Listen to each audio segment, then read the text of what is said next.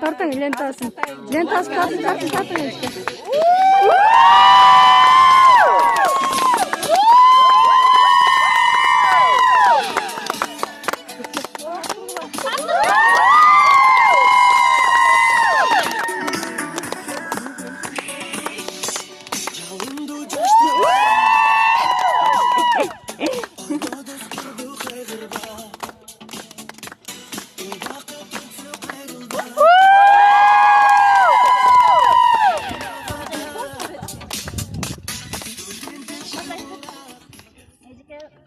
Eğer şu 3 yıl içinde sizi bir kapatırsak, yaşlı gayet kapatmak koysak, konumuza tekrar sözler ayıp koysak teşekkür ederiz.